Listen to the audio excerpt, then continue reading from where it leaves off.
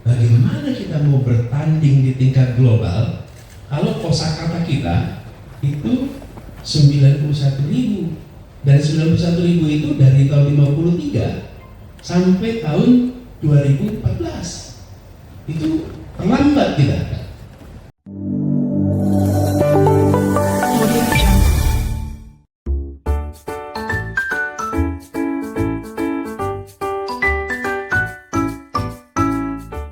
Tidak ada sedikit pun perasaan ada masalah terkait dengan mana yang ditonjolkan, ada.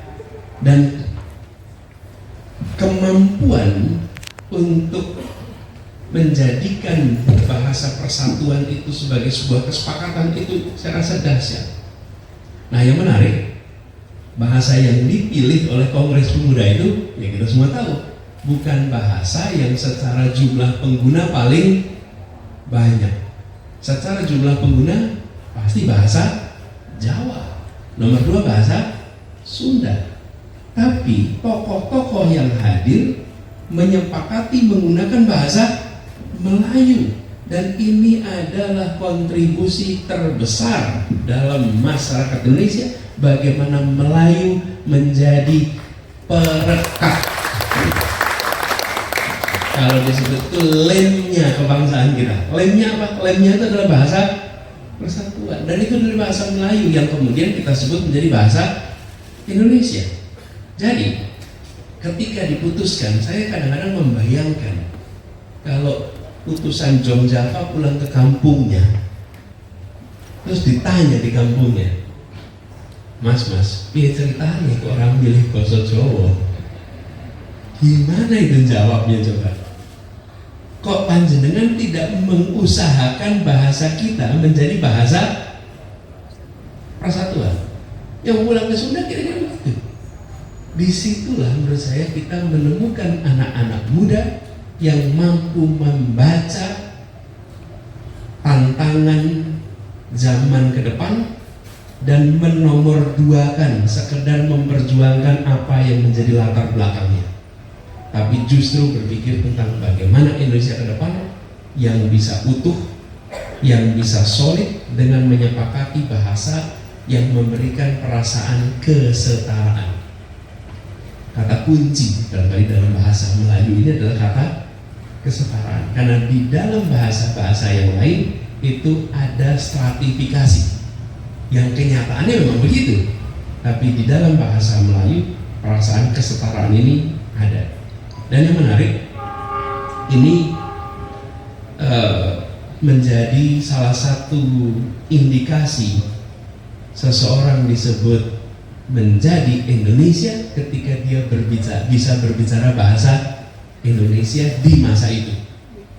Saya pernah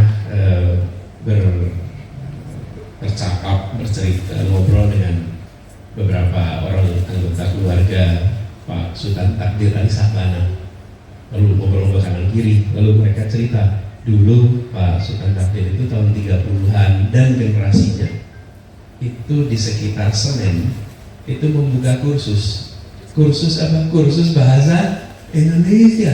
Dan orang-orang dari mana-mana datang ke Jakarta untuk belajar bahasa Indonesia, karena dengan bicara bahasa Indonesia dia menjadi Indonesia. Indonesia belum merdeka, Indonesia masih gagasan, dan yang ada adalah bahasa-bahasa daerah semua.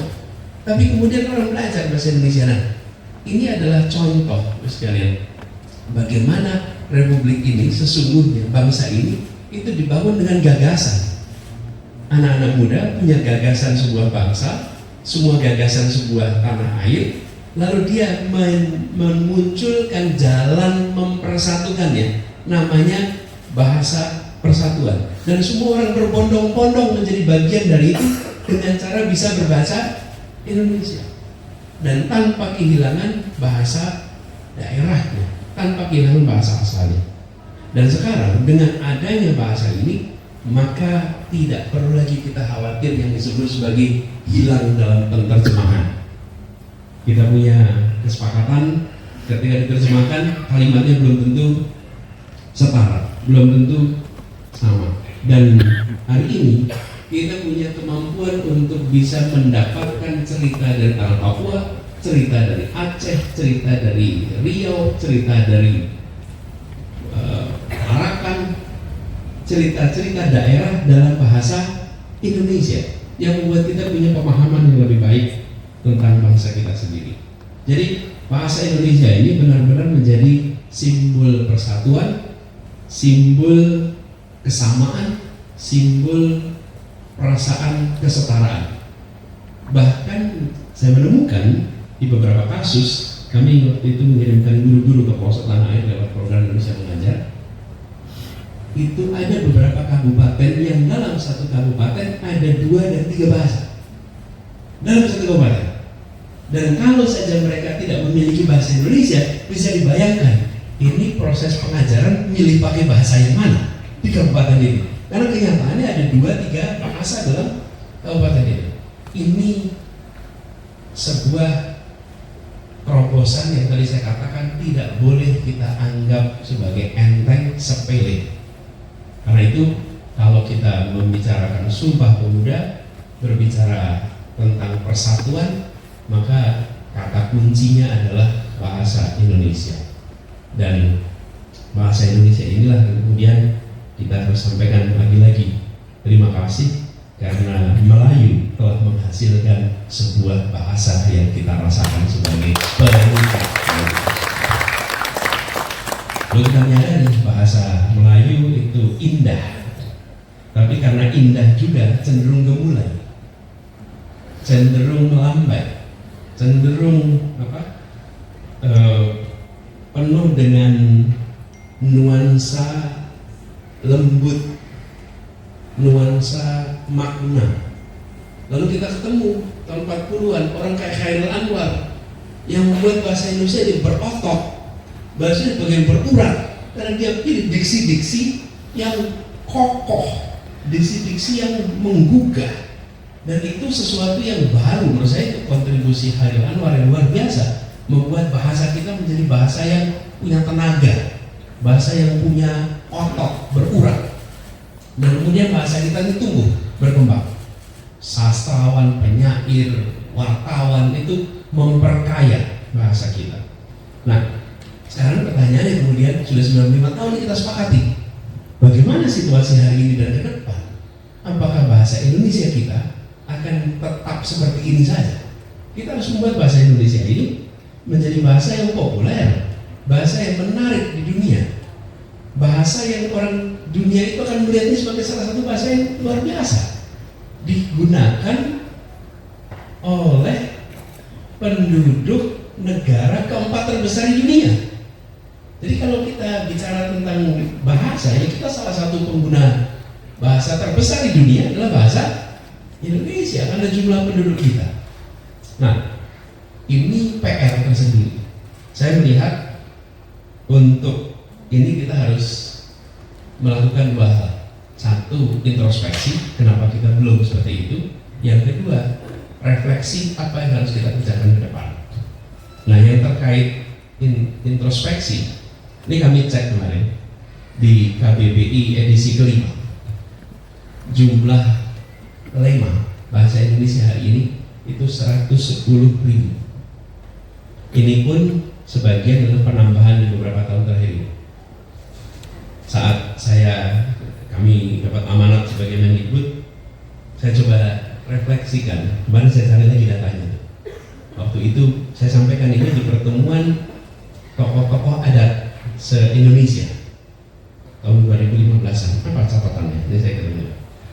Di tahun 53, Kamus Bahasa Indonesia pertama itu ada 23.000 kosakata. Tahun 53. Tahun 76, ini 23 tahun kemudian, jumlah kosakatanya menjadi 24.000. Lumayan tambah 1.000. Dalam 23 tahun tambahnya 1.000. Lalu tahun 88, jadi 12 tahun kemudian melonjak menjadi 62.000. Lalu melonjak menjadi 82.000, dan di edisi keempat KBBI itu menjadi 91.000. Jadi pada saat saya bertugas mulai itu angkanya 91.000. Pada saat itu kami sampaikan Bagaimana kita mau bertanding di tingkat global kalau kosakata kita itu 91.000. Dan 91.000 itu dari tahun 53 sampai tahun 2014. Itu terlambat kita. Sebagai perbandingan, bahasa Jepang itu kosakatanya 250.000, bahasa Jerman 350.000 kosakatanya, bahasa Mandarin 500.000, bahasa Inggris 1 juta, dengan penambahan kosakata per tahun 7.000 kata. Ya adopsi dari mana-mana. Dari bahasa Indonesia diadopsi, kampung, among, diadopsi itu semua. 7.000 kata per tahun ditambah. Dan di bahasa Arab 12 juta kosakata. Coba ini, kita 90-an, ini sekarang kita udah 110, ini 250. Jadi ketika kita berbicara menempatkan bahasa Indonesia di dalam percaturan global, itu kita harus menambah lema kita, menambah kosakata kita. Tidak cukup hanya dengan 90.000, lalu kita 110.000, kita bilang pada dunia, mari kita tawarkan ini sebagai bahasa internasional. Harus kita perkaya. Ini introspeksinya. Dari mana memperkayanya? Nah, di sini kehebatan Indonesia. Kita punya lebih dari 700 bahasa lokal. Bila bahasa lokal itu terus-menerus diperkaya, maka kita akan punya spektrum diksi yang lengkap. Saya beri contoh, dalam bahasa Arab untuk mengatakan cinta itu ada 23 kata. Bahasa Sunda, kalau kita bilang jatuh, ada lebih dari 20 kata jatuh itu. Tergantung arah jatuhnya, sebab jatuhnya, betul kan? Kedalaman jatuhnya. Itu bahasa Jawa juga begitu. Bahasa Jawa kalau jatuh apa lagi Pak? Kecelugup. Baru bilang kecelugup, beritahu arahnya kemana tuh kalau kecelugup? Ke depan. Betul kan? Kejengkang, arahnya mana?